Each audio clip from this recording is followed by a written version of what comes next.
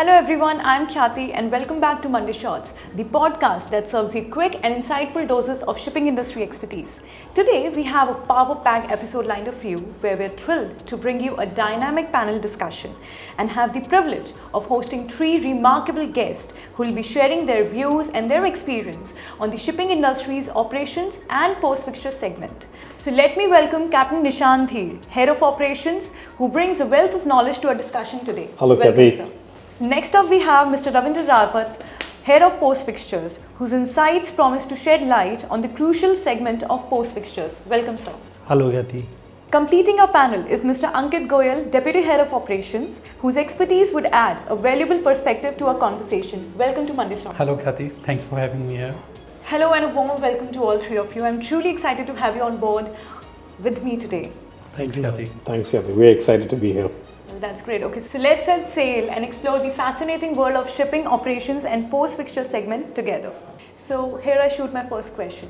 So in the dynamic realm of shipping industry, the coordination between post-fixtures and operations plays a vital role in ensuring seamless execution. So I would like to ask, how do both the teams collaborate throughout the shipping process, like from initial stage of chartering to the final delivery? So let me start with Captain Dheer.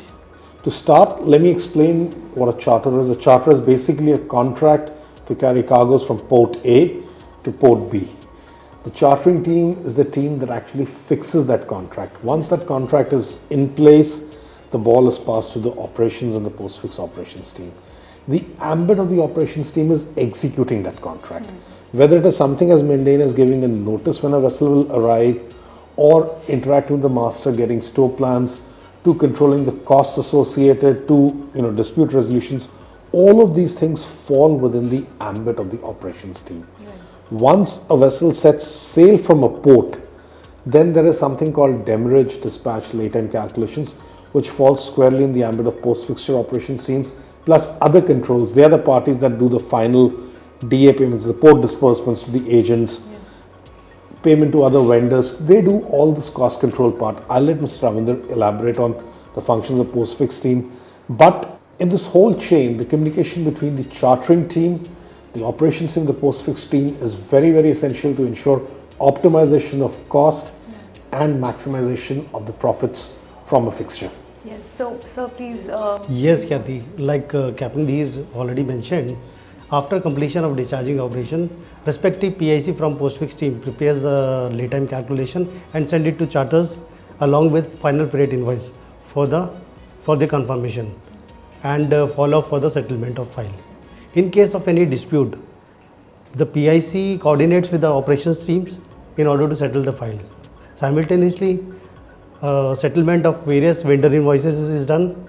That includes final DA, then a surveyor cost, surveyor invoices and all, and other vendor invoices like PNI, WRI and surveyors and all.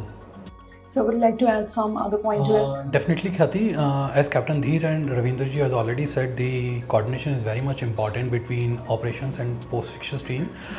We say that both these departments are very important and strong pillars for the organization. Charting team fix the business, but the execution depends on operations and post-fixtures team. So perfect coordination between both the teams is really very important for the final execution of the charter party to the most efficient manner and cost effective as well. Okay, great. So let's move forward to our next question. So the post-fixture and operation teams are instrumental in delivering values to the organization beyond the chartering stage, right?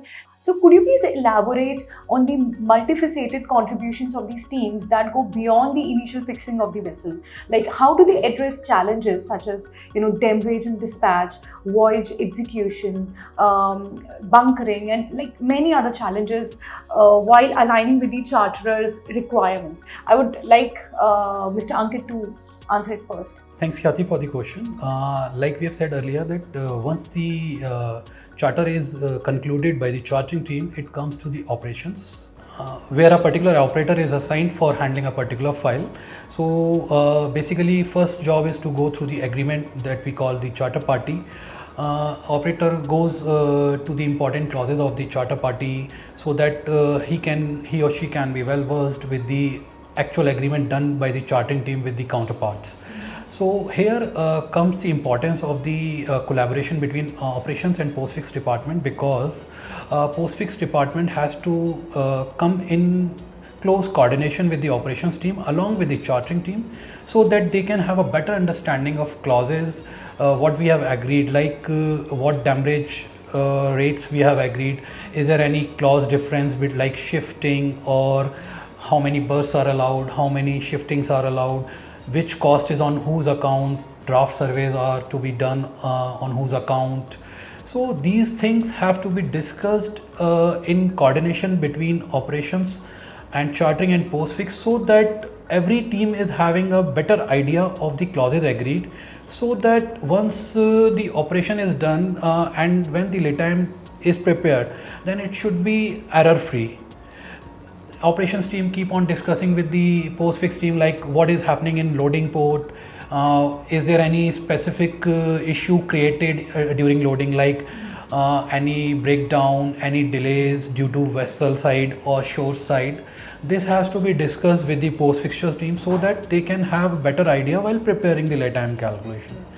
Similar thing has to be followed at discharge port as well.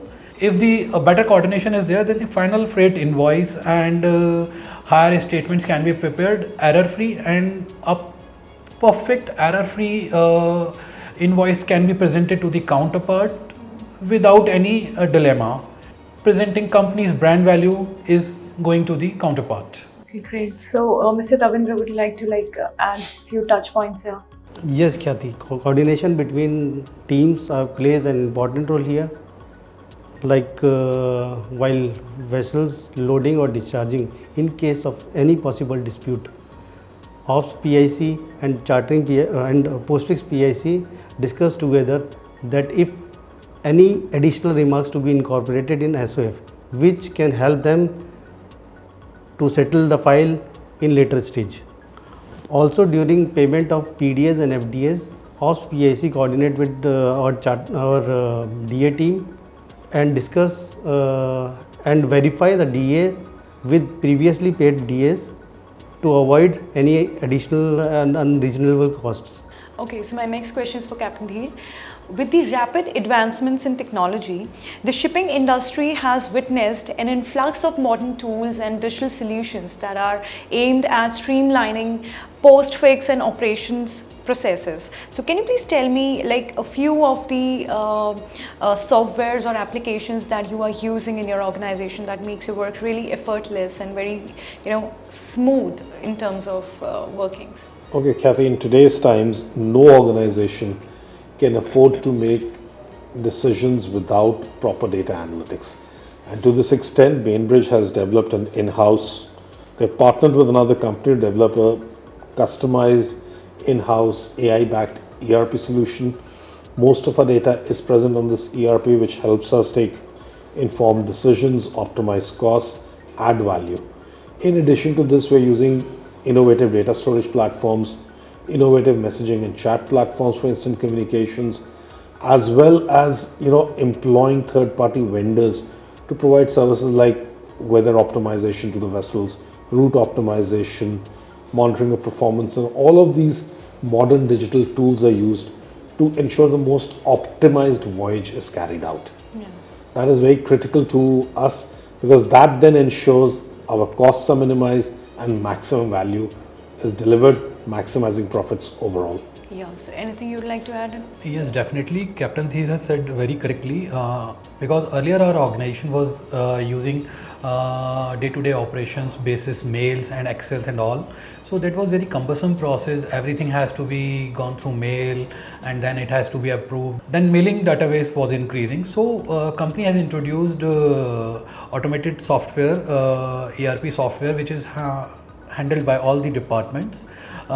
It's already been started from last 3 years. So every department is using this software, so that all the data is collecting in a single source, and anyone can see the data available in that platform, which is helping in making decisions swiftly for the chartering team while fixing, because they can have all the historical data available in that software, and so that they can do the cost effective decision making while fixing. And rest of the departments like operations and post fixture and accounts also have the access to this department, so that they can also have the historical data available. Like operations is handling a vessel at particular port, so they can say they can see in the platform that in past where we have used same agents, or where we have the same port calling, so that we can compare the costs and other thing, and we should not end up paying more or loss to the company. So this is the best thing with the most innovative software to go with. Okay, so let's move forward to our next question. In the fast-paced global shipping industry, vessels traverse multiple time zones, making 24/7 coordination between chartering, post-fix and operations teams essential. I would like to know, how do you maintain this seamless communication and collaboration among these teams? Like, how do you tackle real-time challenges, ensure seamless vessel movements, and like many other challenges you must be dealing like on a day-to-day basis? So let's start with Captain Dheer. Okay, Please Khyati, share. just to inform everybody, Bainbridge is now a truly global company. We have offices not only in India, we have an office in Singapore, we have an office in Dubai, we have a chartering team working out of Hamburg, and we've got a chartering team working out of the US. So basically there is a global footprint now. That means that there is a lot of coordination happening between the teams. To simplify our lives, we use things like WhatsApp groups, other chat platforms, so other messaging services available to us for coordinating between various stakeholders, as well as the standard emails and telephone communication, especially with the vessels. But the main intent is, by using all of these tools, that there's quick and close communication. All the stakeholders are on a common platform, and there is no power distance, between the decision makers and the operators or anybody. So people are there, everybody's getting the access to the same information in real time. Real time decisions are made.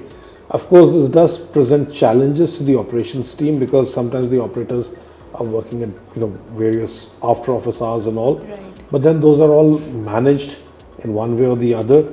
But yeah, all sorts of various messaging tools or chat tools are used to ensure quick, prompt, close communication happening. Okay, so Yes, Khyati, like we say, every other industry is saying that we are 24/7 available, but actually shipping is 24/7. Actually, we have to be available for 24/7 to maintain and cope up with the requirement in this industry. Yes, Bainbridge is now a very much global company, like Captain Dheer has already said. We have presence all over the world. Our businesses are throughout the world, and we are calling almost every port in the world. So yes, we need a very energetic team who can cope up with this time zone difference, and our team is young and dynamic to meet up these challenges. Some of the operators are working over the night to maintain the US time zone. Some are working from morning to maintain the Singapore, Malaysia and other regions like China. So we usually have to look after the load of every operator, so that one operator is not overloaded with the same time zone, so that he or she can have some breathing space. Like Captain Dheer has said, we usually communicate via WhatsApp communication or Skype communication, and every PIC of every department is present in that particular group, so that decision making is very swift. And sometimes if there is any problem after office hours, then the operator needs an assistance from the head of the department, or from the charting department, or even from the management. So via these communication tool, we ensure that hassle-free communication to be done, and swift decision making is very much possible by these means only. And if there is any issue, then there is someone to handle at this odd time, so that the problem can be solved. okay, so next question is for Mr. Ravindra. Effective data management is paramount in the shipping industry, especially when we deal with vast amount of information related to vessel movements, cargo details, and much other information. So how do both the teams leverage data analytics and real-time information to make informed decision? What is your take on this? Yes, Khyati, we have our team members who are maintaining records of every voyage, every vessels, which helps to give us a clear picture of vessel performance, which includes performance of vessel's engine, performance of vessels gears for loading and discharging. Also, it gives us a picture of about charters and owners.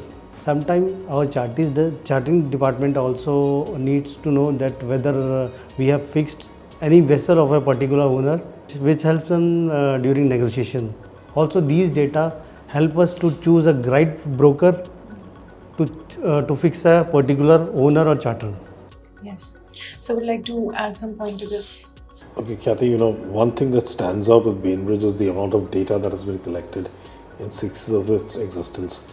Complete details of all voyages, all fixtures performed right from the company's inception are available. Now, this is a lot of data, and it's been leveraged to get meaningful information, whether it is port days, if you're going to be calling a particular port in the regions we are working. Okay, what was the expected DA?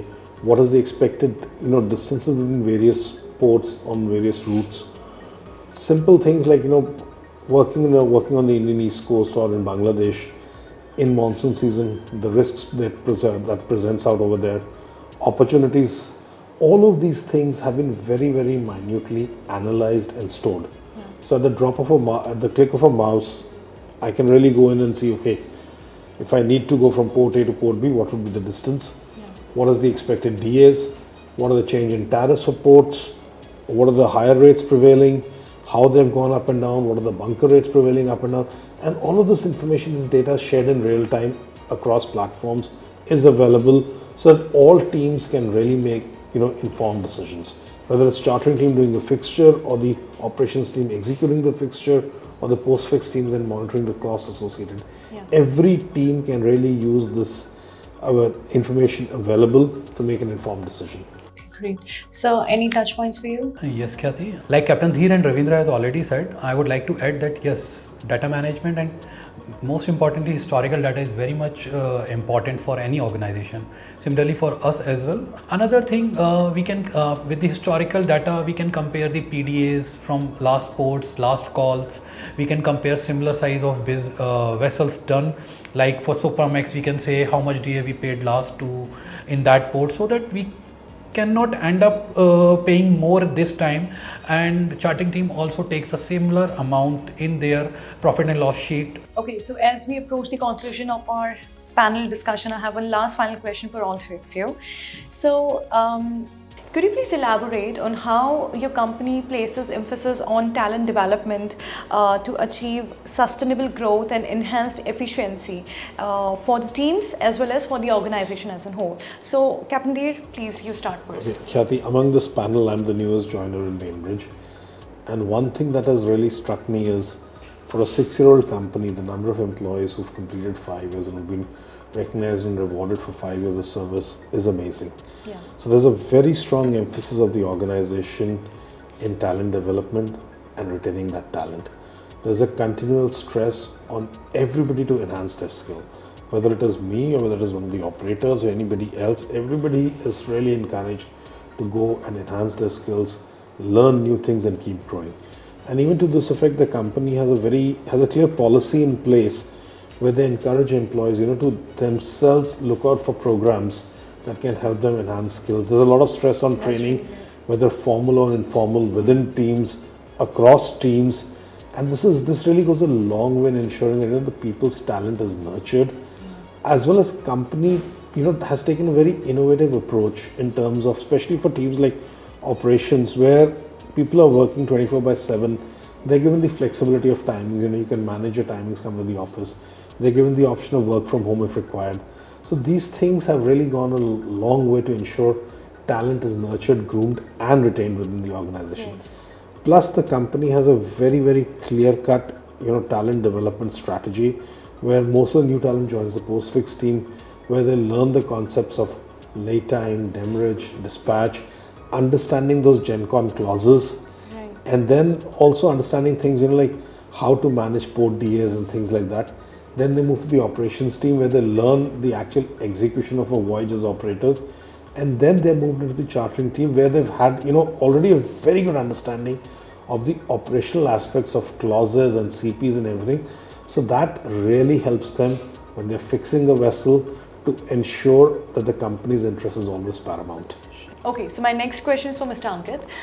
Kindly tell me about your approach towards nurturing the new talent and what do you look for exactly when you recruit a new candidate into the organization, and how do you, foster growth for the existing employees that you have in your team?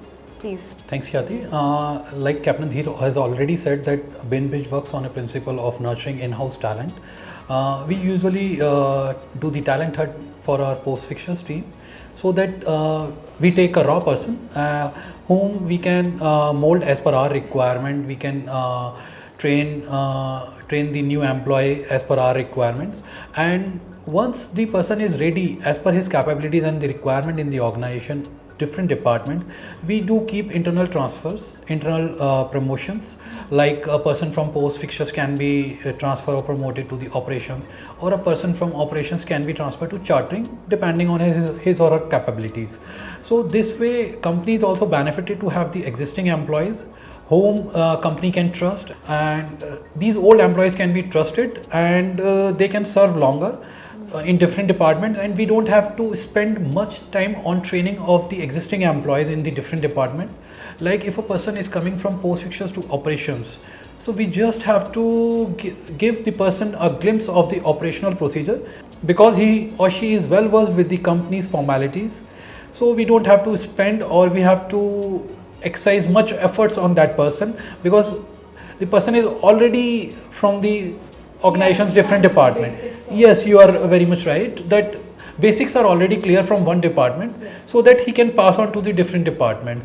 This way company is also reducing the attrition rate, and also company is spending less in hiring every time a new employee, because the same employee is running into the different departments and contributing to the organization's success. Okay, I think the biggest responsibility lies in your hand to train the fresh talent that comes in the company, and to make them settle within the company norms and company ethics and the work culture. So what would you like to say about that, the responsibility that you're handling from the past many years?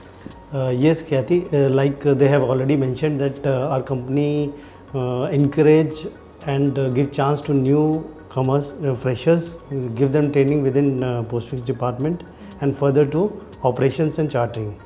Promoting within a company gives them motivation, and the best part is they are well versed of the company's DNA. So that is good for both of them. Various training is given to newcomers within department to enhance their knowledge and skills. Also, time to time we are conducting vote visit for interested candidates. Okay, well that's really great. That will help them to gain the practical knowledge as well of the shipping. I would like to add one point, that this internal transfer policy of the company makes the employees more competitive and keeps the motivational factor among themselves to perform better, so that they can get the opportunity of this transfer or promotion. So they all work in the best possible manner. That is beneficial for organization as well. Yes, exactly. I think that's great. We really had a very engrossing discussion today. And once again, I would like to thank all three of you for coming on Monday Shots and sharing your expertise, your experience and your insights with all of us. Thanks, Khyati. Thank you. It was nice. Thank you, Khyati. So our esteemed guests discussed many aspects of shipping industry operations and post-fixture segment. So we discussed how 24/7 coordination and collaboration is maintained within the teams within different offices across the globe, and how a new talent is nurtured within the company, how internal transfers are done, what sorts of new modern technologies and applications are used within the companies, and how day-to-day challenges are met with the help of proper and seamless coordination. So we hope you have enjoyed the engrossing discussion as much as we did. So stay tuned for more fascinating insights in our upcoming videos, and thank you for joining us.